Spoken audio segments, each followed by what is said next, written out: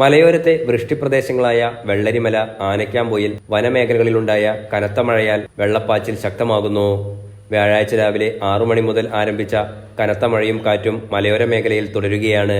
ഇതേ തുടർന്ന് ഇരുവഴിഞ്ഞിപ്പുഴയിലും ചാലിപ്പുഴയിലും മലവെള്ളപ്പാച്ചിലിൽ ജലനിരപ്പ് വീണ്ടും ഉയർന്നു തുടങ്ങി. ഇരുന്തുകടവ്, തുരുത്തുഭാഗത്തും ജലവിധാനം ഉയർന്നിട്ടുണ്ട്. മുറമ്പാത്തിപ്പുഴയിൽ ജലവിധാനം ഇന്ന് രാവിലെ 11 മുതൽ ഉയർന്നു തുടങ്ങിയിട്ടുമുണ്ട്. മലവെള്ളപ്പാച്ചിലിലെ വെള്ളം താഴ്ന്ന ഭാഗത്തേക്ക് എത്തുന്നതോടെ വീണ്ടും വെള്ളപ്പൊക്കം സംഭവിക്കും. പുറത്തിറങ്ങാൻ കഴിയാത്ത രീതിയിൽ കനത്ത മഴയും കാറ്റുമാണ് ഇന്ന് രാവിലെ മുതൽ അനുഭവപ്പെടുന്നതായി ആനക്കാംപൊയിൽ നിവാസികൾ എൻലൈറ്റ് ന്യൂസിനോട് പറഞ്ഞു. മലയോരങ്ങളിലെ ഒട്ടുമിക്ക ഭാഗങ്ങളിലും കനത്ത മഴയോടൊപ്പം കാറ്റുമുണ്ട്. ചാലിപ്പുഴ, തുഷാരഗിരി, പതങ്കയം, അരിപ്പാറ തുടങ്ങിയ ഭാഗങ്ങളിൽ വെള്ളച്ചാട്ടം ശക്തിപ്പെട്ടതിനാൽ ആ ഭാഗങ്ങളിൽ സഞ്ചാരികളുടെ സന്ദർശനം ഒഴിവാക്കണമെന്നാണ് അധികൃതർ ആവശ്യപ്പെട്ടിരിക്കുന്നത്.